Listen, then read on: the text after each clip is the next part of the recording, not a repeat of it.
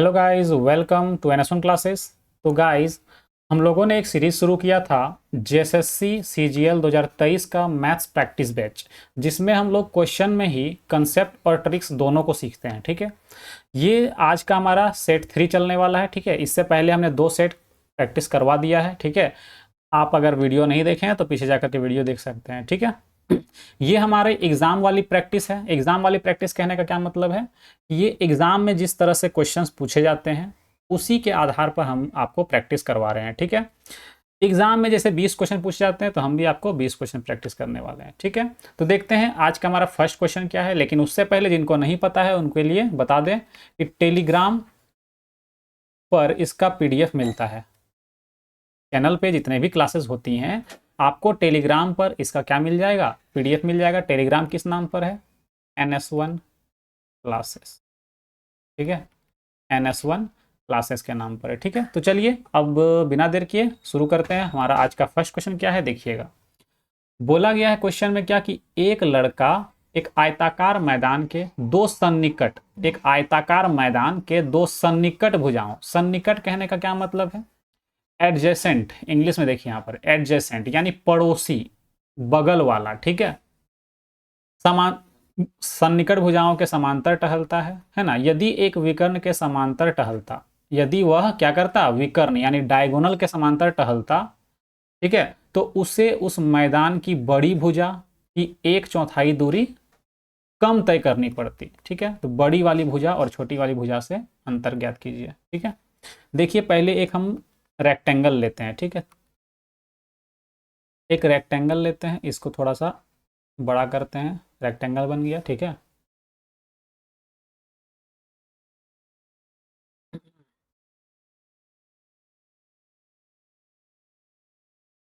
चलिए अब इसमें एक डायगोनल भी ड्रॉ कर लेते हैं, क्योंकि डायगोनल का भी जिक्र किया गया है, तो एक डायगोनल भी ड्रॉ कर ही लेते हैं। ठीक है,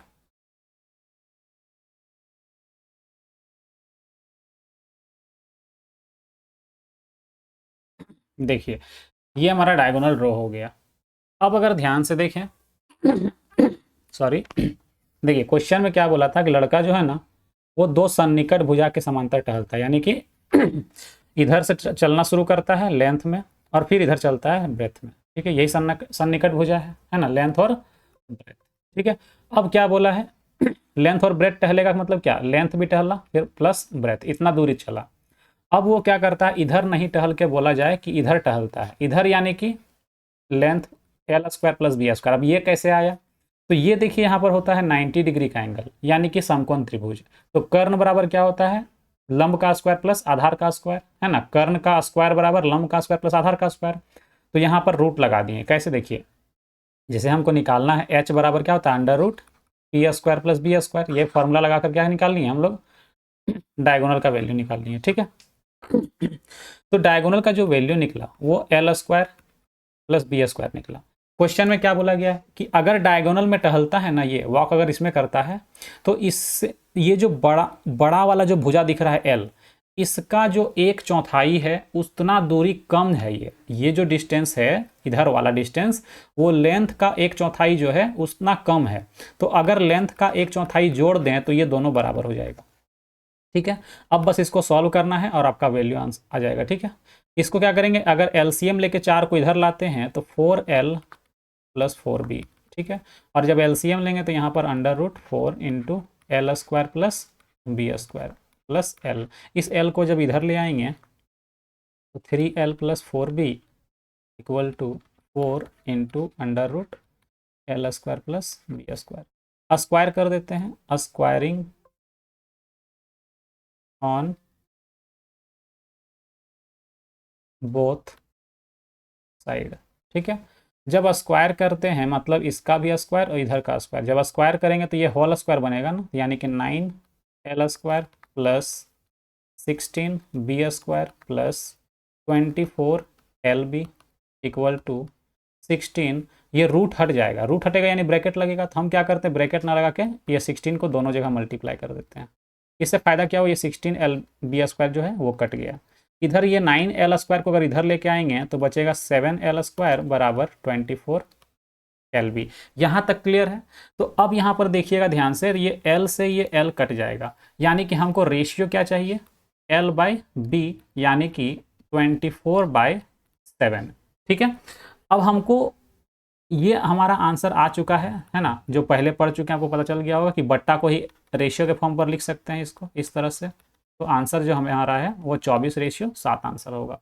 ठीक है, तो उम्मीद है ये समझ में आ गया होगा। ठीक है, आसान सा क्वेश्चन था लेकिन थोड़ा सा प्रोसेस था। ठीक है, चलिए अब आगे बढ़ते हैं, है ना। देखिए यहाँ पर अगर रेशियो पूछा गया है ना, तो जो हम लोग यहाँ पर एल और बी लेकर के चल रहे हैं, यहाँ पर कोई नंबर लेकर के भी सॉल्व करना चाहें तो क्या होगा, आंसर में कोई गड़बड़ नहीं होगा। ठीक है, लेकिन ये आपको पूरा अच्छे से सीखना है, और अगर आप जेएसएससी का एग्जाम दे रहे हैं तो थोड़ा बेसिक से भी करेंगे तो कोई दिक्कत वाली बात नहीं होगी। ठीक है, टाइम का उतना इशू नहीं है इसमें, है ना। चलिए आगे बढ़ते हैं। हमारा क्वेश्चन क्या है देखिएगा, 15 से विभाज्य कौन नहीं है, ये पूछा गया है। ठीक है, तो 15 यानी कहने का क्या मतलब है, 3 और 5। तो 5 से सभी विभाज्य है, 5 से सब कोई डिवाइड हो रहा है, लेकिन बस चेक करना है कि 3 से कौन डिवाइड नहीं हो रहा है ना, वही आंसर होगा। तो देखिए 5 यहाँ पे तो 9 कट जाएगा, 5 5 10 और दोबारा ये 3 से पूरा कट गया, यानी कि ये आंसर नहीं होगा। यहाँ पे देखिए 6 और 3 9, 5 4 9, ये भी आंसर नहीं होगा। 9 5 3 8 और 1 9, ये भी आंसर नहीं होगा। यही हमारा करेक्ट आंसर है। ठीक है, तो ये आसान सा क्वेश्चन था।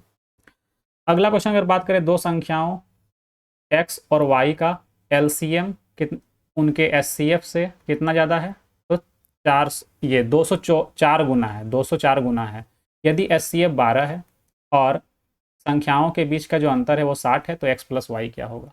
तो इसको दो तरह से कर सकते हैं। ठीक है, पहला तरीका देखिएगा क्या होगा।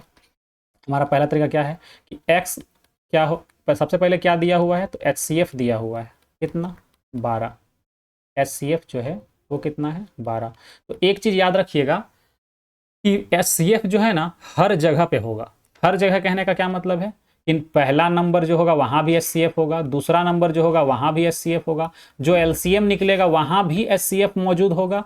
अगर दोनों संख्या को जोड़ दें वहाँ भी एचसीएफ मौजूद होगा, अगर दोनों संख्या को घटा दें वहाँ भी एचसीएफ मौजूद होगा, अगर दोनों संख्या को गुना कर दें वहाँ भी एचसीएफ मौजूद होगा।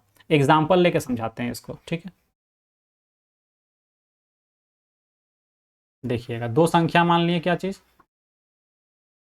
एक नंबर लेते हैं 12 और एक दूसरा नंबर लेते हैं 18।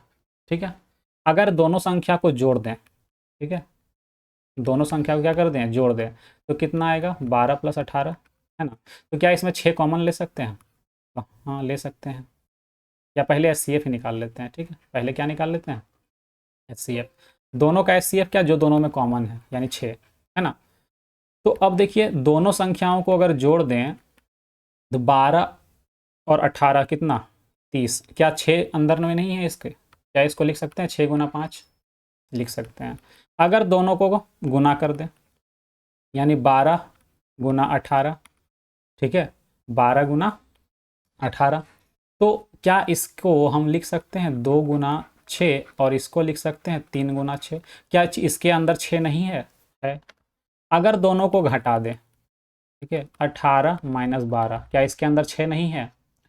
अगर हम दोनों का एलसीएम निकाल दें, एलसीएम निकाल देंगे तो कितना हो जाएगा, 12 और 18 का जो एलसीएम होगा 36 होगा, यानी कि क्या इसमें 6 नहीं है, 6 है। यानी एचसीएफ जो है ना वो हर जगह पे मौजूद रहता है। बस आपको इतना ही समझाना था इसमें, है ना, और कुछ नहीं। तो अब देखिए, जब हमको पता है कि एचसीएफ सभी जगह पे होता है, एचसीएफ जो है वो सभी जगह पे होता है, तो कैसे करेंगे इस क्वेश्चन को सॉल्व। ठीक है,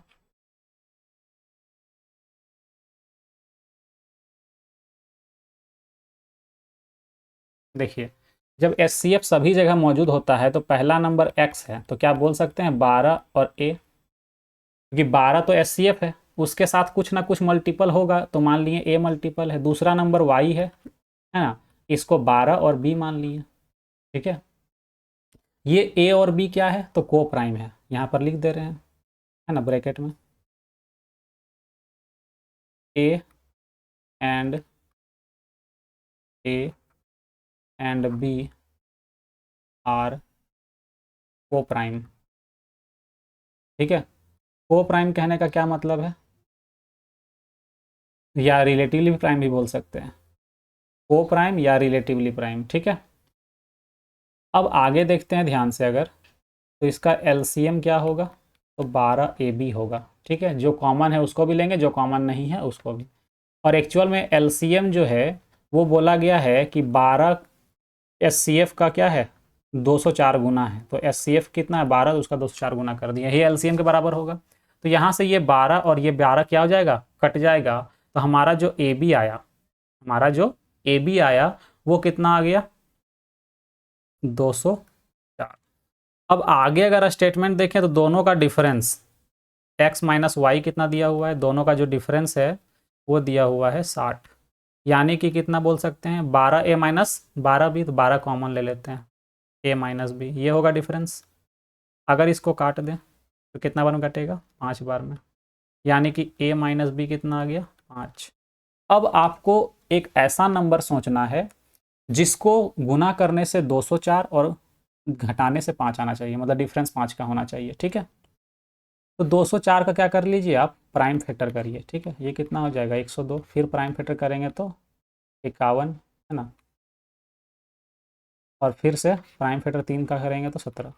तो ध्यान से देखिए, 3 दूनी 6 दूनी 12, यानी 12 गुने 7 कितना आएगा, 12 गुने 7 204 आएगा, और डिफरेंस कितने का है, 5 का है। यानी कि प्राइम फैक्टर करने से आपको ये पता चल जाएगा। ठीक है, कि वो नंबर कौन सा है।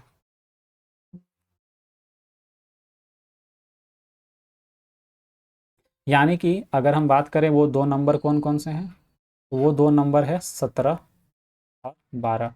ये मान लेते हैं ए और ये बी। जब हमको 12 और 17 पता चल गया, हमको क्या निकालना है, दोनों का योग, यानी कि x प्लस वाई, यानी 12 इंटू ए प्लस बी।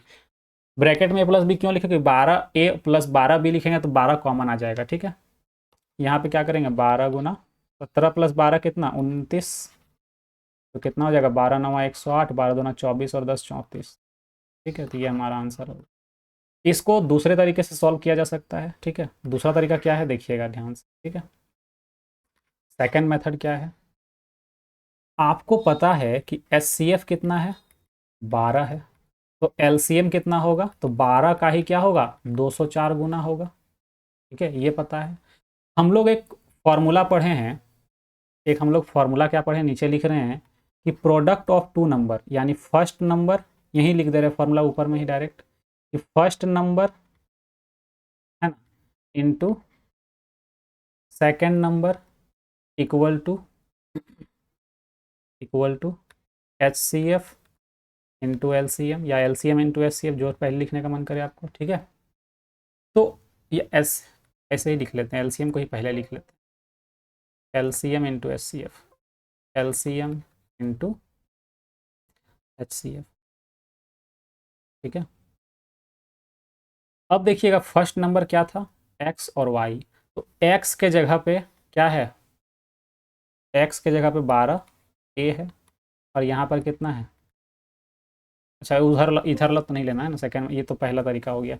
दूसरा तरीका में देखिए, फर्स्ट नंबर क्या है, एक्स, सेकंड नंबर क्या है, वाई। एलसीएम कितना है, 12 गुना 204, और एस कितना है, तो एस है 12। ठीक है, यहाँ पर अगर आप ध्यान से देखेंगे तो क्वेश्चन में क्या बोला है कि संख्याओं के बीच का जो अंतर है वो कितना है, 60। अगर हम x को a लिख लें तो y को क्या लिखना पड़ेगा, a प्लस 60, 60 का डिफरेंस में, और इस 12 को इस 12 से मल्टीप्लाई कर लीजिए तो 144 गुना 204। अब ध्यान अगर दीजिए तो यहाँ पर गैप कितने का है, डिफरेंस कितने का बना, 60 का, क्योंकि क्वेश्चन ने बोला था। यहाँ भी देखिए गैप 60 का है, यानी हम बोल सकते हैं a का वैल्यू 144, बी का वैल्यू कितना, 204। यानी कि हमारा जो आंसर आएगा वो क्या आएगा, दोनों को जोड़ने से आ जाएगा, यानी कि x प्लस वाई जो होगा। ठीक है, ये b का वैल्यू नहीं, ये है हमारा a प्लस 60 का। यहाँ पे दिखेगा नहीं, इसको अलग से लिख दे रहे हैं। ठीक है, क्योंकि यहाँ पर मेरा इमेज शो कर रहा होगा। ठीक है, हमारा जो वैल्यू है यहाँ पर, ठीक है ध्यान से देखिएगा, 60 का डिफरेंस में, यानी a का वैल्यू 144 और a प्लस 60 का वैल्यू 204, यानी कि x प्लस वाई बराबर क्या होगा, तो 144 प्लस 204, यानी कि 348, और यही हमारा आंसर है। तो ये आपका हो गया दूसरा मेथड। ठीक है, ऑप्शन डी जो है ये हमारा करेक्ट आंसर होगा। ठीक है,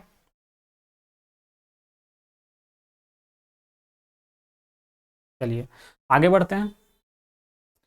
फोर्थ नंबर क्वेश्चन क्या कह रहा है कि जब चीनी के मूल्य में 50% की वृद्धि होती है और एक व्यक्ति अपने व्यय को केवल 25% बढ़ाता है, ठीक है। जब चीनी का मूल्य क्या होता है 50% बढ़ जाता है, तो एक व्यक्ति क्या करता है अपने व्यय यानी खर्च को 50% क्या कर लिया, बढ़ा लिया। उसने चीनी के उपभोग में कितने प्रतिशत की कमी करनी होगी। उसे जो है चीनी के उपभोग यानी खपत में कितना परसेंट का कमी करना होगा, ठीक है। इसको आपको दो तरह से बताते हैं। अगर आप मेरे से परसेंटेज पढ़े हैं तो ये वाला मेथड आपको पता होगा, ठीक है, शॉर्टकट वाला। लेकिन पहले हम प्रोसेस बताते हैं, ठीक है। देखिएगा यहाँ पर लिखें प्राइस इनटू कंजम्पशन यानी खपत, है ना। यहाँ पूरा लिख दे रहे हैं price into consumption into expenditure यानी खर्च, ठीक है। प्राइस जो है वो 50% बढ़ गया, यानी कि अगर प्राइस पहले 2 था, ठीक है, तो अब कितना हो जाएगा 3, ठीक है। प्राइस पहले अगर 2 था तो अब कितना हो गया 3। कंजम्पशन क्या था तो हमको नहीं पता, ठीक है। कंजम्पशन को क्या मान लेते हैं एक्स, है ना। यहाँ पर एक्स का जो वैल्यू निकलेगा वो किस में निकलेगा, फ्रैक्शन में निकलेगा। फ्रैक्शन से फिर देख लेंगे, ठीक है। एक्सपेंडिचर क्या हुआ तो 25% बढ़ा लेता है, यानी कि पहले 4 खर्च कर रहा था, अब कितना करेगा 5 करेगा, ठीक है। इसको अगर हम सॉल्व करते तो ये 2 से कट जाएगा, ठीक है। ये 3 तो कटेगा नहीं, यानी कि एक्स का जो वैल्यू है वो 5/6 आ गया। तो एक्स क्या है मेरा कंजम्पशन का, ये जो फ्रैक्शन निकला 5/6 एक्स का वैल्यू है, यानी कि यहाँ पे क्या होगा कंजम्पशन पहले 6 था, खर्च पहले क्या कर मतलब उपभोग पहले 6 कर रहा था, अब कितना कम कर दिया तो 1 कम कर दिया, ठीक है। तो परसेंटेज निकालना है, परसेंटेज में कितना कम किया, ठीक है। परसेंटेज में कितना का कमी किया, कमी प्रतिशत निकालना है, डिक्रीज परसेंट, ठीक है। तो कितना कमी हुआ, एक कितना में 6 में गुना 100, डायरेक्ट मिल गया कितना, मिल गया हमारा 16:67%, ठीक है। यही आंसर होगा। ये आपका बेसिक सा तरीका हुआ, ठीक है। ये आपका बेसिक सा तरीका हुआ और आसान भी है, आप तुरंत सॉल्व कर पाएंगे, ठीक है। हमारा एक शॉर्टकट मेथड भी है मेरे पास, ठीक है, जो हम बताते हैं जब हम परसेंटेज पढ़ाए होंगे तो बताए भी होंगे। कि मान लेते हैं कि पहले जो प्राइस था वो 100 था, जब नीचे आते हैं तो प्राइस होता है, तो मतलब प्राइस कितना हो गया 50% बढ़ गया, यानी कि 150।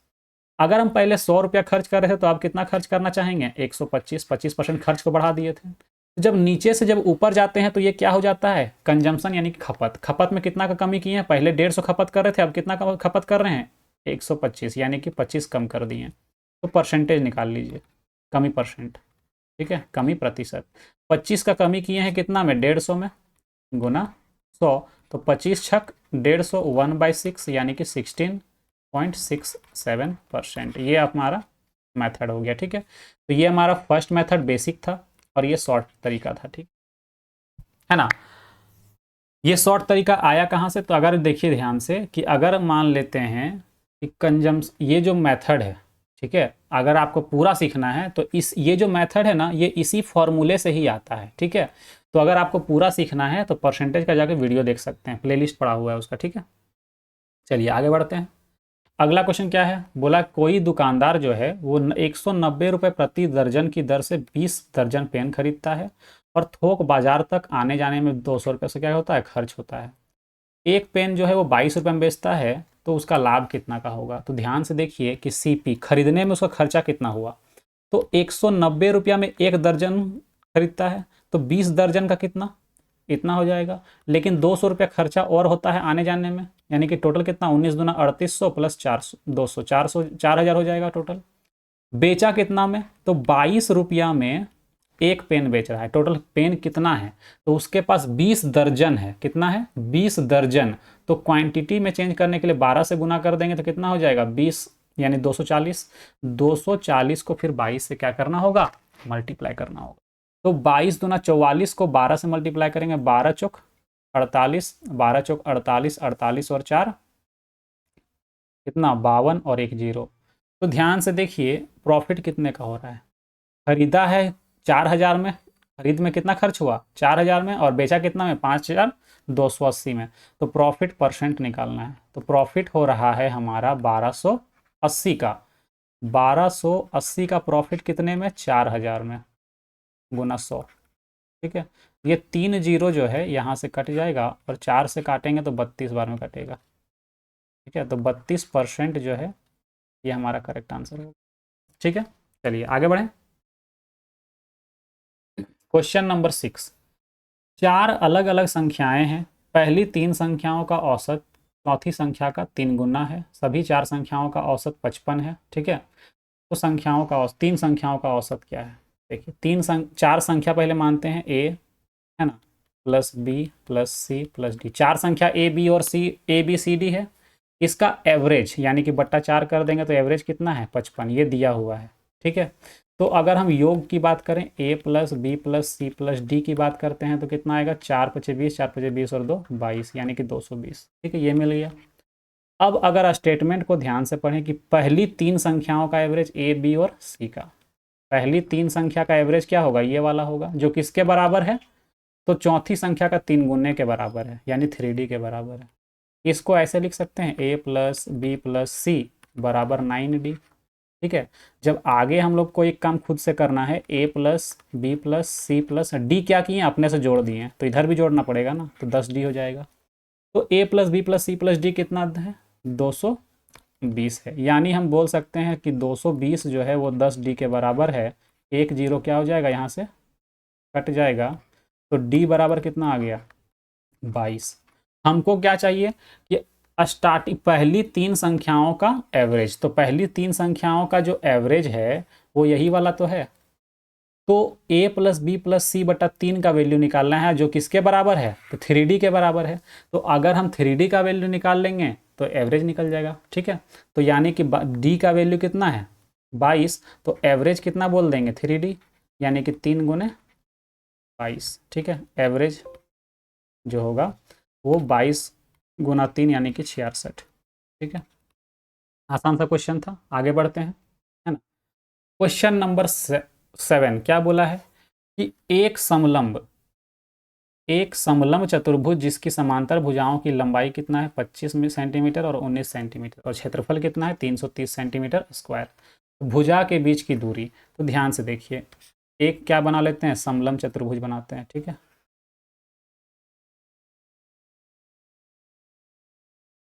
ना। ये वाला जो भुजा है ये पैरेलल है, समांतर मान लिए। ठीक है, दिख तो नहीं रहा है लेकिन मान लीजिए। ठीक है, यहाँ पर क्वेश्चन में क्या क्या दिया है कि ये 19 सेंटीमीटर है और ये 25 सेंटीमीटर है। ठीक है, तो इसके बीच की दूरी, दोनों भुजा के बीच की दूरी यानी कि हाइट, है ना, ये हाइट h मान लिए। तो ये h का वैल्यू निकालना है। एरिया कितना दिया हुआ है इसका? इसका जो एरिया है वो दिया हुआ है 330 सेंटीमीटर स्क्वायर। ठीक है, यानी कि अगर हम बोलें कि इसका एरिया का फॉर्मूला क्या होता है, तो 1/2 इंटू समांतर भुजाओं का योग, यानी कि 19 प्लस 25 गुना हाइट, और ये एरिया किसके बराबर है? तो 330 के बराबर है। यानी कि अगर इसको सॉल्व करें आगे, तो 1/2 इंटू 19 और 25 कितना? 9 4 9 5 14, 3 और 1 4, यानी 44 गुना 2 से कट करेंगे 22 बार में। ठीक है, और इधर कितना है? 330। अगर इसको फिर से कट कर दें 11 बार में, 11 दूनी 22, 11 से, और ये 11 तिया 33, और फिर 2 से कट कर दें तो 15 बार में। यानी कि हमारा जो हाइट निकल गया वो कितना आ गया? 15, और यही हमारा आंसर होगा। क्यों? क्योंकि दोनों भुजा के बीच की दूरी h ही तो है, तो h का वैल्यू निकल गया। ठीक है, आगे बढ़ें। आसान सा क्वेश्चन था। क्वेश्चन नंबर 8 क्या है? टाइम एंड वर्क का क्वेश्चन है। ठीक है, बोला गया है ए और बी एक साथ कार्य करते हुए किसी कार्य के 36% भाग को 9 दिन में पूरा कर सकते हैं। ठीक है, 9 दिन में। बी अकेले उस कार्य को 30 दिन में पूरा कर सकता है। तो बोला गया है ए अकेले उस कार्य को कितने दिन में पूरा करेगा? आसान सा क्वेश्चन है, ध्यान से देखिए। ए प्लस बी जो है ना, वो 36% जो काम है वो 9 दिन में करता है। कितने दिन में? 9 दिन में करता है। अगर हम बात करें पूरा 100% काम का, कितना काम का? पूरा 100%, तो ये 100% निकलेगा कैसे? तो अगर हम इसको 9 से कट कर दें तो 4 बार में कट होगा। कितने बार में? 4 बार में कट होगा। यानी बोलेंगे 4% का वैल्यू 1 दिन, यानी कि 4% काम जो है वो 1 दिन में करेगा। कितने दिन में? 1 दिन में करेगा। ठीक है। तो हम बोलें कि हमको पूरा काम करवाना है, यानी 100% काम करवाना है, तो 25 दिन लगेंगे। कितने दिन लगेंगे? 25 दिन। क्यों? क्योंकि 4 को 100 बनाने के लिए 25 से गुना, तो 1 को भी 25 से गुना कर देंगे। ठीक है। अब हमारा क्वेश्चन जो है पहले जैसा बन गया। ठीक है, जो हम लोग टाइम एंड वर्क में सॉल्व करते हैं। ठीक है, कि a प्लस बी जो है वो किसी काम को 25 दिन में कर सकता है और b जो है उसी काम को 30 दिन में कर सकता है। एलसीएम लेंगे तो 150। ठीक है, यानी कि यहाँ 5, यहाँ 6। इफिशियंसी जब मिल गया हमें, ठीक है, तो हमसे पूछा गया है कि ए अकेले उस काम को कितना दिन में करेगा। तो जरा ध्यान दीजिए, हमको टाइम ऑफ ए निकालना है, तो 150 टोटल काम है, डिवाइड करेंगे ए के इफिशियंसी से। क्या ए का इफिशियंसी पता है? नहीं पता। कैसे पता चलेगा? तो अगर इस a प्लस बी में, अगर इस a प्लस बी में इस b को माइनस कर दें, मतलब इस b का जो वैल्यू है यहाँ पर 5 इफिशियंसी, अगर हम इस b के जगह पे पुट कर दें, ठीक है, तो a का वैल्यू निकाला जा सकता है। कैसे? तो 6 में 5 माइनस कर देंगे, एक आंसर, एक इफिशियंसी मिल गया। जब एक इफिशियंसी मिल गया तो 1 से डिवाइड कर देंगे, तो 150 दिन ही क्या होगा हमारा करेक्ट आंसर होगा। ठीक है, चलिए आगे बढ़ते हैं। Question number 9, time speed and distance का क्वेश्चन बोला है। एक रेलगाड़ी, मतलब ट्रेन का क्वेश्चन, ठीक है। एक रेलगाड़ी 400 मीटर लंबे प्लेटफॉर्म को 50 सेकंड में और एक अन्य 600 मीटर लंबे प्लेटफॉर्म को 6 सेकंड में पार करती है, तो रेलगाड़ी की लंबाई और उसकी चाल कितनी है, ये पूछा गया है।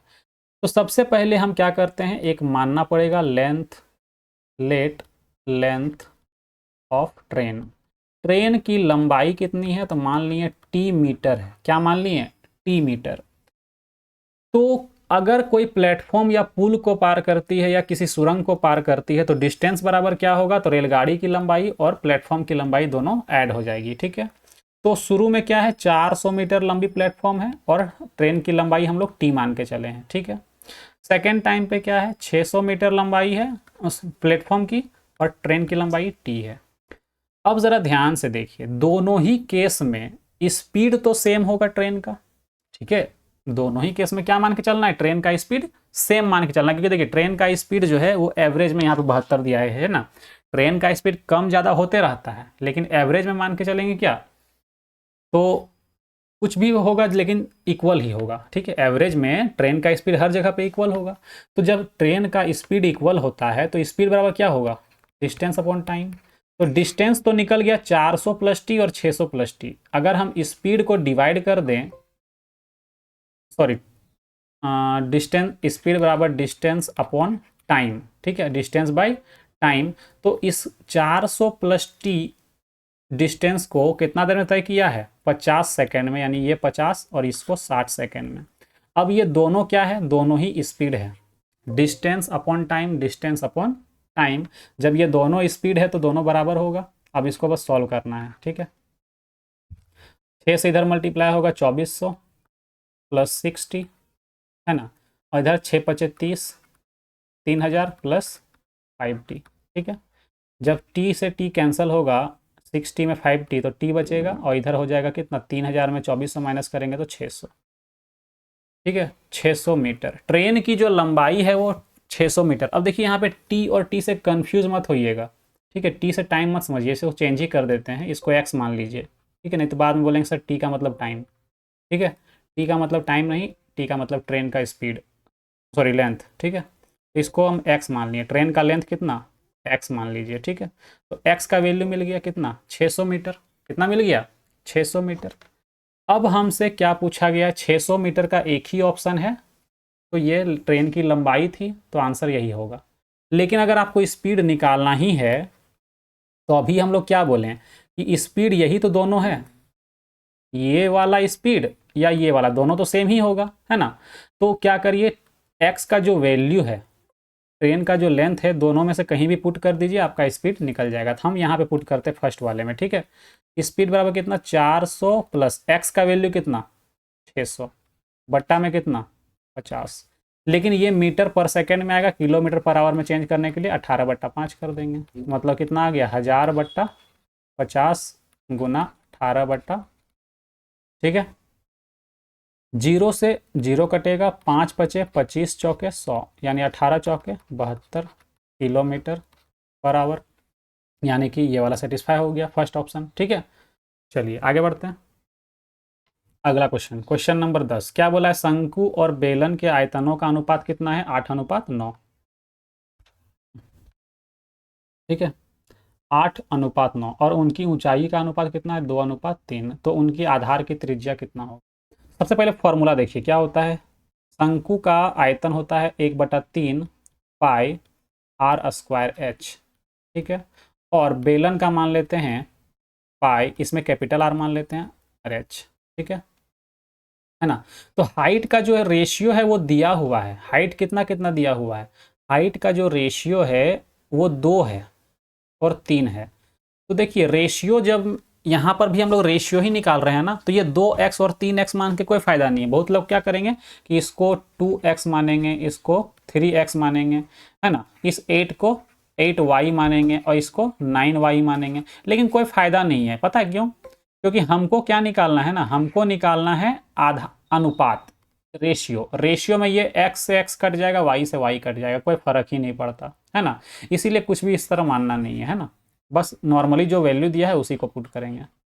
ठीक है, तो यहाँ पर क्या दिया हुआ है 2 और यहाँ पर 3, और इसका जो ये जो वॉल्यूम का जो रेशियो है वो 8:9। ठीक है, अगर हम यहाँ पर x मान भी लेते और यहाँ y मान भी लेते तो ये y से y कट जाता, x से x कट जाता। ठीक है, कोई फर्क नहीं पड़ता, ये कट गया। ठीक है, यहाँ पर अगर ध्यान से देखें तो ये हो गया आर स्क्वायर, है ना, और यहाँ पे 2 और यहाँ पर 3, रेशियो यहाँ पर आएगा कैपिटल आर, ठीक है, बाय 8 रेशियो। ठीक है, क्या आ गया 8:9। तो इसको सॉल्व करने के लिए सबसे आसान अच्छा तरीका क्या पता है, इसको बट्टा में लिख लीजिए, क्योंकि ऐसे में आपको समझने में थोड़ा सा प्रॉब्लम होगा। ठीक है, इसको बट्टा में लिख के बनाइए, ज़्यादा जल्दी बनेगा, है ना। देखिए इसको बट्टा में लिख के बनाते हैं, 1/3 पाई आर स्क्वायर, एच के जगह पे कितना 2। ठीक है, बट्टा pi capital R square into H की जगह पे कितना 3। ठीक है, इधर कितना 8/9। इससे पता है फ़ायदा क्या होगा, देखिएगा अभी, है ना, 2/3 आर स्क्वायर, और यहाँ पे क्या होगा 3 आर स्क्वायर, यहाँ पे कितना होगा 8/9। जब इसको सॉल्व करेंगे तो ये 3 को लिख सकते हैं इस तरह से 3/1, यानी कि जब ये घूम करके ऊपर चला जाएगा ना तो 2/9, है ना, और यहाँ पे आएगा कितना पता है R square by R square. ठीक है, ऐसे बन जाएगा वैल्यू। ठीक है, ये जो वैल्यू है वो कुछ इस तरह का हो जाएगा, और यहाँ पे क्या आ जाएगा 8/9, ये 9 से ये 9 कट जाएगा, ये 2 से ये 4 कट जाएगा, यानी R square by capital R square कितना आएगा, तो 4/1, यानी कि आर बाय आर जो है वो कितना आएगा 4/1। ठीक है, आधार की जो त्रिज्या, सॉरी 2/1 आएगा, कितना आएगा 2/1। ठीक है, कितना आएगा 2/1। अब सोच रहे हैं सर ये बड़ा आर माने तो ये बड़ा क्यों नहीं है, अरे वो मानने पे डिपेंड करता है। ठीक है, आप बड़ा मानो छोटा मानो उससे कोई फर्क नहीं पड़ेगा। ठीक है, जरूरी थोड़ी है कि अगर हम ये आर माने हैं, स्मॉल आर माने हैं, तो यही हमेशा बड़ा आएगा, छोटा भी आ सकता है, कोई गारंटी थोड़ी है। ठीक है, तो आप बस अलग मानने के लिए ये मान लिए। ठीक है, हम लोग तो कितना आएगा आंसर 2:R, 2:1। ठीक है, चलिए आगे बढ़ते हैं। बोला है एक बीकर में 2 तरल पदार्थ x और y का मिश्रण 5 और 3 के अनुपात में है। ठीक है, जब 6 लीटर मिश्रण निकाला जाता है और इसके स्थान पर क्या डाला जाता है, y डाल दिया जाता है, तो x और y का जो अनुपात है वो 5:7 हो जाता है। तो बीकर में प्रारंभ में कितने लीटर तरल x। ठीक है, सबसे पहले ध्यान से देखिए, मान लेते हैं यहाँ पर, ठीक है, ये एक बीकर है। ठीक है ना, यहाँ पर क्या है, तो यहाँ पर है x और y किस अनुपात में है, तो 5:3 में है। ठीक है, यहां से क्या किया, यहां से इस जगह से 6 लीटर क्या कर लिया, निकाल लिया। तो जो निकालने के बाद जो बचेगा,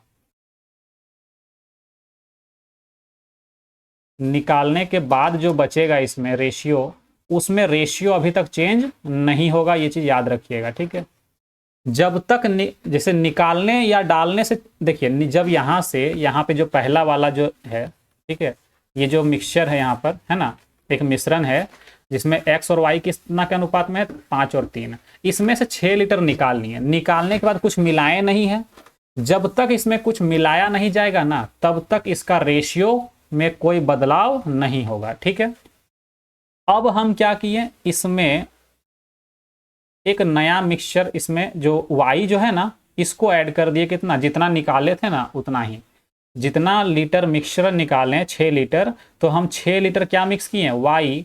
तो ये जो मिश्रण बना ना ये कितने का बना पता है, ये जो x और y जो है वो अब हो गया कितने का, 5:7 का। तो ध्यान से देखिए हम किसको मिक्स किए थे, y को, यानी x तो चेंज नहीं होना चाहिए था ना। देखिए x अभी भी 5 है और पहले भी 5 था, यहाँ पे देखिए 5 और यहाँ भी 5, मतलब x में कोई बदलाव नहीं हुआ है। अगर किसी क्वेश्चन में x में बदलाव हो जाता है तो हम पहले x को बराबर करेंगे, उसके बाद क्वेश्चन को सॉल्व करेंगे। क्लियर है? चलिए अब देखते हैं कि y आखिर मिलाएं कितना है। y पहले 3 था, अब कितना हो गया, y जो है वो पहले 3 था अब 7 हो गया, यानी कि कितना मिला दिए, 4 यूनिट मिला दिए। और क्वेश्चन में बोला क्या है कि जितना लीटर मिक्सचर निकाले थे, मतलब y कितना मिक्स किए हैं, 6 लीटर, जितना निकाले थे उतना ही, यानी 4 का वैल्यू 6 लीटर है ना, 4 का वैल्यू 6 लीटर, तो 1 का वैल्यू कितना, 1.5 लीटर, 1 का वैल्यू 1.5 लीटर। तो यहाँ पे टोटल कितना है, 5 और 3 8 यूनिट, 5 और 3 8 यूनिट, 8 यूनिट कहने का मतलब 12 लीटर। अगर यहाँ 12 लीटर है, कब आया ये 12 लीटर, जब इसमें 6 लीटर निकाल लिए थे। लेकिन अगर यहाँ पे हम जब यहाँ की बात करें तो यहाँ 6 लीटर निकालने के बाद 12 है, यानी पहले कितना रहा होगा, 18 लीटर रहा होगा। तो हमसे पूछा गया है x कितना था पहले, तो 18 लीटर में से 5 लीटर क्या, 5 यूनिट क्या है, x है कितना में, 8 में। टोटल कितना है, 5 और 3 8। तो देखिए 2 से काटेंगे 4 बार में, 2 से काटेंगे 9 बार में, यानी कि 9 पचे 45/4, तो 11 चौक 44, बच गया 1, इतना पर। ठीक है, क्या होगा, इतना लीटर जो है वो x है, ये हमारा आंसर होगा। ठीक है, तो याद रखिएगा कि जब इसमें मिश्रण में 6 लीटर निकालें तो इसका जो बचेगा उसमें रेशियो में कोई चेंज नहीं होगा जब तक उसमें कुछ मिला न दें। तो फिर क्या किया, y मिला दिया, कितना, जितना लीटर निकाला था, यानी 6 लीटर निकाला था, फिर 6 लीटर क्या मिला दिए, y मिला दिए। तो y चेंज हो जाएगा, x चेंज नहीं होगा। तो x यहाँ भी 5 है, यहाँ भी 5 है। तो देखिए y कितना मिलाए हैं, 4 यूनिट, 4 यूनिट का वैल्यू 6 लीटर, तो 1 यूनिट का वैल्यू 1.5 लीटर। तो यहाँ पर देखिए इस जगह पे 5 और 3 8 यूनिट, यानी कि यहाँ पर 12 लीटर मिश्रण रहा होगा। कब, जब 6 लीटर निकाले थे तब। तो पहले कितना रहा होगा, 18 लीटर। ये जो 18 लीटर है वो क्या है, टोटल है, यानी 5 और 3 8, 8 यूनिट का वैल्यू 18, तो 5 यूनिट का वैल्यू निकालना है। तो 8 को नीचे 5 को ऊपर सॉल्व कर लेंगे, निकल जाएगा। या फिर आप डायरेक्ट बोल सकते हैं, ऐसे भी कर सकते हैं आप कि 8 यूनिट का वैल्यू 18 लीटर, तो हमको निकालना है 5 यूनिट का वैल्यू, तो 18 गुने ये 8 आ जाएगा नीचे और 5 आ जाएगा। तो यही चीज़ को हम डायरेक्ट यहाँ पे लिखे हैं। ठीक है, तो आप ऐसे भी कर सकते हैं। चलिए आगे बढ़ते हैं, उम्मीद है समझ में आया होगा। ठीक है, क्वेश्चन नंबर 12, 3 संख्याओं में पहली 2 संख्याओं का अनुपात कितना है, 8:9 है, और दूसरी और तीसरी संख्याओं का अनुपात 3:4 है। यदि पहली और तीसरी संख्याओं का गुणनफल 2400 है तो दूसरी संख्या ज्ञात कीजिए। आसान सा क्वेश्चन है, देखिएगा। पहली और दूसरी संख्याओं का अनुपात कितना है, 8:9। दूसरी और तीसरी का अनुपात कितना है, तो 3:4। अगर हम तीन यहाँ पर a पहला रेशियो दूसरा रेशियो तीसरा निकाल लें, ठीक है, तो क्या करते हैं, 8 तिया 24 है ना, फिर पहले इधर मल्टीप्लाई, फिर इसको मल्टीप्लाई, फिर इसको मल्टीप्लाई, 9 तिया 27 और 4 9 36। ये हम लोग रेशियो एंड प्रोपोर्शन में पहले पढ़ चुके हैं। ठीक है, इसको काट देते हैं, है ना, कितना से, 3 से, 3 8 24, 3 9 27 और 12 तिया 36। तो ये नया रेशियो मिल गया। ठीक है, हम क्या करते हैं, गुणनफल यहाँ बोला गया है ना, तो अगर गुणनफल बोला जाता है ना तो आप इसको x मान के बनाइए, कभी गड़बड़ नहीं होगा, नहीं तो आप गड़बड़ कर सकते हैं। ठीक है, इसको क्या मान लेते हैं, 8x, इसको मान लेते हैं 9x और इसको मान लेते हैं 12x। तो पहली और तीसरी का जो गुणनफल है वो कितना, 12 8 96 एक्स स्क्वायर, ठीक है, ये एक्स स्क्वायर बनेगा यहाँ पे। तो अगर एक्स नहीं मानेंगे ना तो गड़बड़ क्या होगा कि यहाँ पर एक्स स्क्वायर नहीं सिर्फ 9 आएगा, सॉरी 96 आएगा, 12 × 96 96 आएगा। और 96 का वैल्यू 2400 के बराबर करेंगे, एक का वैल्यू निकलेगा, दूसरी बोला है तो 9 का वैल्यू निकाल देंगे, गलत हो जाएगा। ठीक है, कैसे गलत होगा ये हम बना के भी दिखा देंगे। ठीक है, देखिएगा अभी ये इतना आ गया 2400 के बराबर। ठीक है, 24 चौक 96, 24 से अगर कट करते हैं 100 बार में, 24 से 4 बार में, 4 से फिर कट करेंगे 25 बार में, यानी एक्स स्क्वायर का वैल्यू 25, तो एक्स का वैल्यू कितना 5। तो हमसे बोला है दूसरी संख्या, दूसरी संख्या कितना है, दूसरी संख्या है 9x, यानी कि 9x का वैल्यू कितना 9 × 5 = 45, ये आंसर होगा। अब अगर आप x मान के नहीं बनाते हैं तो गड़बड़ क्या होगा वो देखिए। अगर x नहीं मानते हैं तो 12 × 96 बोलेंगे क्या, 96 का वैल्यू 2400, एक का वैल्यू क्या निकाल लेंगे यहाँ से 25। ठीक है, अब आप क्या सोचेंगे कि अरे एक का वैल्यू 25 तो 9 का वैल्यू कितना, 25 × 9 = 225, आंसर यहाँ पे दिखेगा ही नहीं। तो बोलेंगे ऑप्शन गलत है। एक्चुअल में गलत नहीं है, क्यों, क्योंकि जब दोनों को गुना कर रहे हैं तो यहाँ पे जो एक्स्ट्रा जो मल्टीपल कुछ तो होगा, एक्स वाई ए बी कुछ तो होगा, वो स्क्वायर के फॉर्म पे बनेगा। यानी ये जो 25 है ना वो स्क्वायर वाले का वैल्यू है। ठीक है, यानी एक स्क्वायर का वैल्यू है, आपको एक का वैल्यू निकालना है, यानी 5 होगा। ठीक है, तो ये मिस्टेक हो जाता है हर स्टूडेंट से कभी ना कभी। ठीक है, इसलिए आप एक्स मान के बनाइएगा, कभी गड़बड़ नहीं होगा। ठीक है, चलिए आगे बढ़ते हैं। क्वेश्चन नंबर 13, 5 वर्ष के अंत में 15,000 रुपए की राशि पर प्राप्त साधारण ब्याज कितना है, 9,750। ब्याज दर अगर 3% कम हो तो ब्याज कितना होगा। ठीक है, ध्यान से देखिए।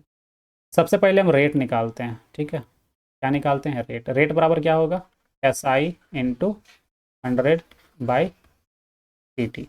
ठीक है, SI कितना है 9,750 × 100 बट्टा में प्रिंसिपल कितना है 15,000 गुना टाइम कितना है 5 साल। ये 3 जीरो यहाँ से आप काट लीजिए। ठीक है, 5 से काटेंगे कितना बार कटेगा, 5 × 1 = 5, या 15 से पहले काट लीजिए, पहले 15 से ही काटते हैं, है ना। 15 × 6 = 90, बच गया कितना यहाँ पर, यहाँ बच गया 7, 75, 15 × 5 = 75, फिर 5 से काटते हैं 13 बार में। ठीक है, यानी कि रेट आ गया 13%। ठीक है, तो बोला गया रेट अगर 3% कम होता, यानी कि रेट जो है अगर 10% रहता, ठीक है, तब ब्याज कितना मिलता। तब हमको क्या निकालना है, SI, यानी क्या होता है फॉर्मूला PRT/100, यानी कि प्रिंसिपल कितना है 15,000, रेट कितना है 10%, टाइम कितना है 5 साल, बट्टा 2 जीरो यहाँ से काट देंगे, 15 × 5 = कितना 75, और कितना जीरो 2 जीरो, बस आंसर आ गया। नॉर्मली फार्मूला से इसको सॉल्व कर सकते हैं। ठीक है, चलिए आगे बढ़ते हैं। यदि किसी डेटा के बहुलक और माध्यक का अंतर कितना है 38 है, तो माध्यिका और माध्य का अंतर, देखिए एक चीज आपको फॉर्मूला लिखवाते हैं, आपको याद रखना है। ठीक है, मोड बराबर 3 मीडियन, मोड बराबर 3 मीडियन, है ना, -2 × मीन। ठीक है, अगर आप ये फॉर्मूला याद रखते हैं, ठीक है, तो इस तरह के बहुत सारे क्वेश्चन जो हैं आप इजीली सॉल्व कर पाएंगे। ठीक है, मोड यानी बहुलक, मीडियन यानी कि माध्यिका, और मीन यानी कि माध्य। ठीक है, हिंदी मीडियम वाले भी लिख लीजिएगा, है ना। क्या लिखिएगा, बहुलक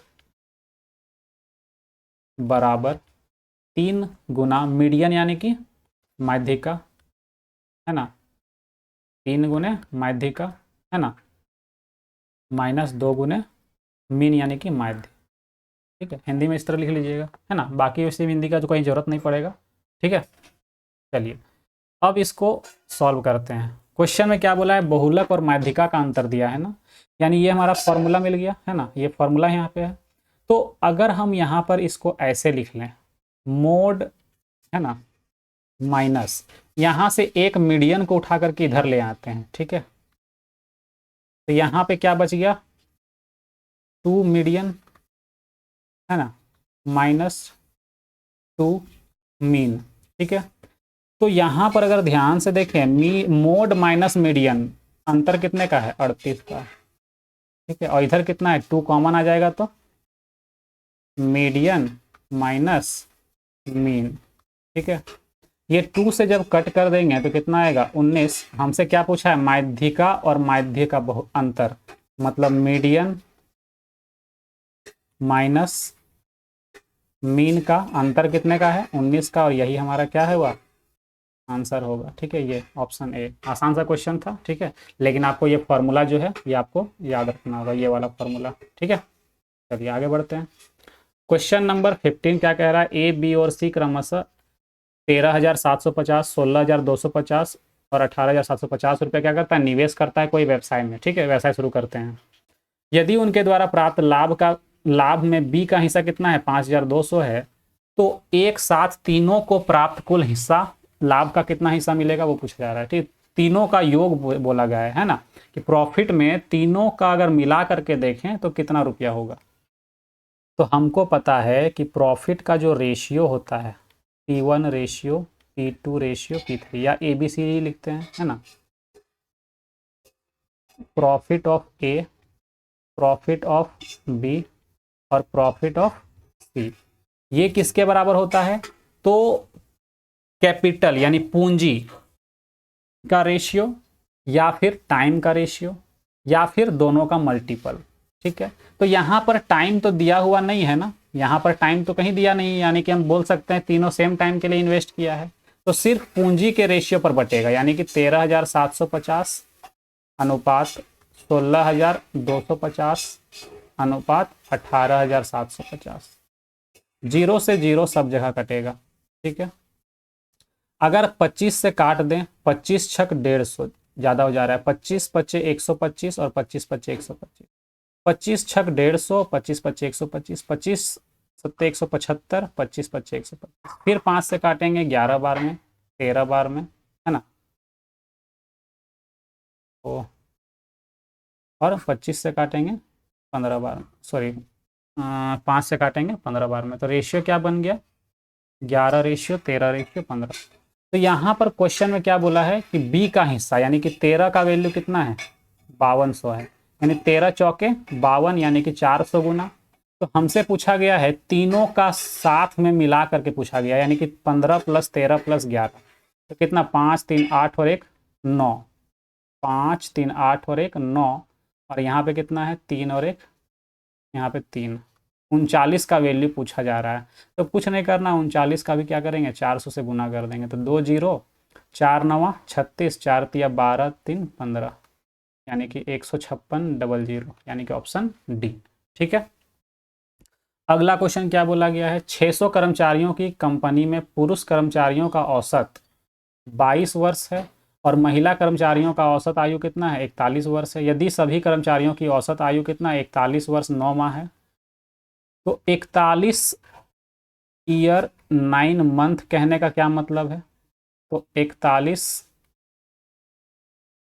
साल प्लस 9/12 साल बोल सकते हैं, 12 से भागा देंगे साल में चेंज हो जाएगा, 3 तिया 9, 3 चौके 12। ठीक है, यहाँ पर क्या बोल सकते हैं कि 41.3/4 साल, यानी कि 4 चौक 16, 4 1 4 3 7 और 4 चौक 16, यानी 167/3 ईयर्स। ठीक है, ये बोल सकते हैं। तो ध्यान से देखिए, इसमें एलिगेशन मेथड यूज होगा। ठीक है, इधर है मेल और इधर है फीमेल। ठीक है, मेल कितना है, इसको थोड़ा सा साइड में और लिखते हैं, यहाँ पर है मेल और यहाँ पर। ठीक है, मेल क्या एज कितना है 42 वर्ष का और फीमेल 41। ओवरऑल अगर देखें पूरे कंपनी का अगर, तो कितना है यहाँ पर 167/4। जब भी बट्टा में 4 आएगा इस तरह एलिगेशन मेथड में कुछ नहीं करना, यहाँ भी 4 से गुना कर दो, यहाँ भी 4 से गुना कर दो और यहाँ भी 4 से गुना। इससे फायदा क्या होगा, ये 4 से 4 कट जाएगा। अब एलिगेशन लगा दो यहाँ पे। ठीक है, अब क्या लगा दो एलिगेशन, 4 1 4 और 4 चौक 16, यानी कितना 164। इधर कितना आएगा 4 दूनी 8, 4 चौक 16, 168। एलिगेशन लगाएंगे तो यहाँ पे 3 और यहाँ पर 1, तो रेशियो कितने का बना 3 रेशियो 1 का बना। तो हमसे पूछा गया है महिला कर्मचारियों की संख्या कितनी है, टोटल अगर देखें ध्यान से 3 और 1 कितना 4 यूनिट, 4 यूनिट का वैल्यू 600, तो महिला कितनी दिख रही है 1, यानी 15 से कट 15 चौके 60 कटता है यानी कि 150। ठीक है, आगे बढ़ते हैं, अगला क्वेश्चन देखते हैं। ठीक है, क्वेश्चन नंबर 17 क्या कह रहा है, बोला है कि एक व्यक्ति एक नौकर को इस शर्त पर नौकरी देता है कि वह व्यक्ति उसे 1 साल के बाद 90 रुपया और एक पगड़ी देगा। 1 साल यानी 12 महीना। ठीक है, 1 साल यानी 12 महीना, तो 12 महीना में कितना देगा 90 रुपया देगा और एक पगड़ी देगा यानी पी। तो ये 12 महीने का बात कर रहा है। ठीक है, ये हम जो बोल रहे हैं 1 साल यानी कि 12 महीने की बात है। अगर हम 1 महीने की बात करें तो ये 12 जो है वो नीचे बट्टा में आ जाएगा। ठीक, ये जो है वो नीचे क्या आ जाएगा, बट्टा में आ जाएगा। ठीक है, अब बात करते हैं दूसरा स्टेटमेंट का। तो बोला गया है नौकर केवल 9 महीने काम करता है। कितना महीने काम किया 9 महीने, और उसको क्या मिलता है, तो 65 रुपया मिलता है और एक पगड़ी मिलता है। 65 रुपया मिलता है और एक पगड़ी मिलता है। अगर यहाँ भी हम 1 महीने की बात करें तो 65 प्लस पगड़ी और ये 9 नीचे आ जाएगा। तो ध्यान से देखिए, ये वाला जो वैल्यू है ये भी 1 महीने का है और ये भी 1 महीने का है, यानी दोनों बराबर हो सकता है। तो अब क्या करेंगे, दोनों को इक्वल करेंगे, यानी कि 90 प्लस पी बटा 12 बराबर 90 प्लस 65 प्लस पी बटा 9। तो एग्जाम में ये जो 2 स्टेप हम लिखे हैं स्टार्टिंग में, इसको आपको दिमाग में मेंटली करना है। ठीक है, बाकी ये दोनों बस यहाँ से लिखना शुरू करना है, जो ब्लू वाला लिख रहे हैं वहाँ से। ठीक है, 3 चौके 12, 3 तिया 9, क्रॉस मल्टीप्लाई करेंगे, 9 तिया 27 प्लस 3p, और यहाँ पर 4 से करेंगे, 4 पचे 20, 4 छक 24 और 2 26 प्लस 4p। ठीक है, जब सॉल्व करेंगे तो p का वैल्यू कितना निकलेगा 10 रुपया, यानी पगड़ी का वैल्यू कितना है 10 रुपया है।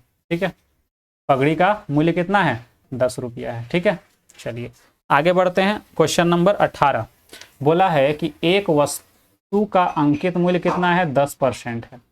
सॉरी, एक वस्तु का अंकित मूल्य पर 10% क्या दिया, डिस्काउंट दिया, छूट देने के बाद कितना में बेचता है 450 में। बोला है अगर छूट नहीं देता तो 25% का क्या कमाता, लाभ कमाता। तो वस्तु का क्रय मूल्य यानी सीपी कितना है। तो आसान सा क्वेश्चन है, ध्यान से देखिएगा। ठीक है, अगर हम एमपी की बात करें, एमपी में क्या मिला होगा 10% का डिस्काउंट, यानी कि 90 में बेचा होगा, और बेचा कितना में है 450 में। यहाँ तक समझ में आया। डिस्काउंट किसमें मिलता है, अंकित मूल्य पर यानी एमपी पर। तो एमपी में 10 का डिस्काउंट यानी बेचा होगा 90% में, यानी 90 बटा 100, तो कितना आ गया 450 आना चाहिए। इसको अगर हम सॉल्व करते हैं तो 9 पचे 45, यानी कि एमपी का जो वैल्यू आया 500 आया, यानी कि अंकित मूल्य 500 होगा।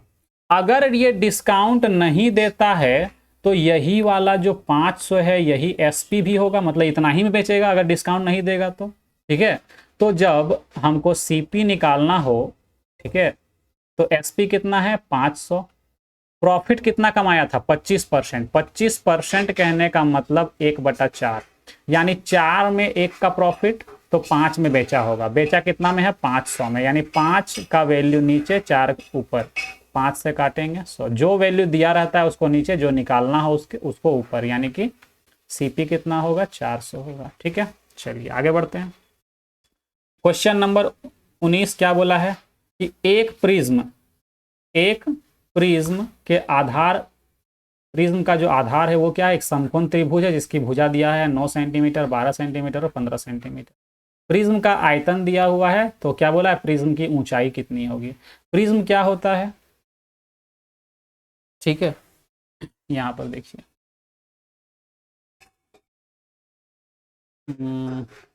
मान लेते हैं ये एक समकोण त्रिभुज है ना, मान लिए, है तो नहीं।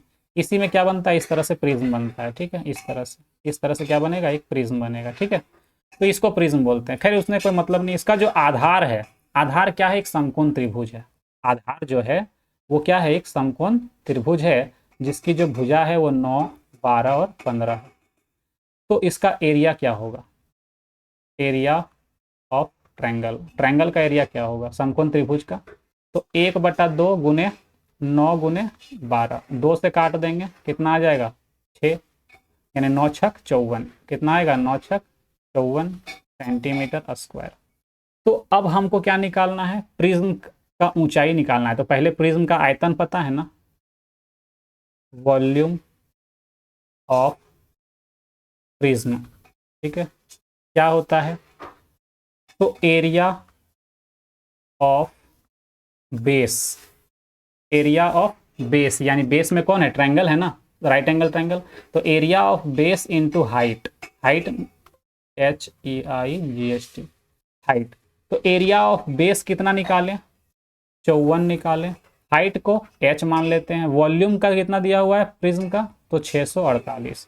तो कुछ नहीं करना, बस इसको काट दो, आंसर आ जाएगा, ठीक है। कैसे, 9 छक 54, 9 से काट दो, 9 सत्ते 63, 9 दूनी 18, 12 छक 72, यानी कि h का वैल्यू 12 सेंटीमीटर, ठीक है, आंसर आ गया, ठीक है। तो इसके लिए आपको मेंसुरेशन 3D में जब हम पढ़ाएंगे आपको मेंसुरेशन 3D, वहाँ पे आपको प्रिज्म पढ़ाएंगे तो फार्मूला वगैरह सब कुछ लिखाएंगे। अभी फिलहाल आपको फार्मूला याद रखना है कि प्रिज्म का वॉल्यूम अगर पूछा जाए तो आधार का क्षेत्रफल गुना ऊंचाई, ठीक है।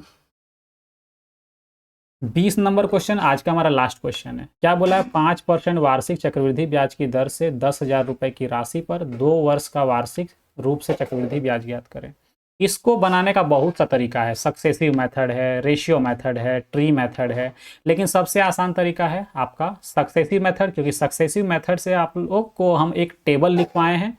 अगर आपने अभी तक कंपाउंड इंटरेस्ट का वीडियो नहीं देखा है तो जाकर देखिए, बहुत शानदार कंसेप्ट मिलेंगे आपको उसमें, ठीक है। और हमने आपको एक टेबल लिखवाया है, ठीक है, वो भी आता है किससे, सक्सेसिव फॉर्मूला से। तो हमने आपको 5% के रेट से 2 साल का सक्सेसिव इक्विवेलेंट रेट, यानी कि 2 साल का CI परसेंटेज में कितना होगा, तो 10.5 का स्क्वायर 25, 10.25%, ठीक है। तो ध्यान से देखिए, हमारे पास गिवन क्या है, पहले ये देखिए, तो हमारे पास 100% यानी प्रिंसिपल गिवन है कितना, 10,000, ठीक है। हमको क्या निकालना है, 2 साल का CI यानी कि 10.25%।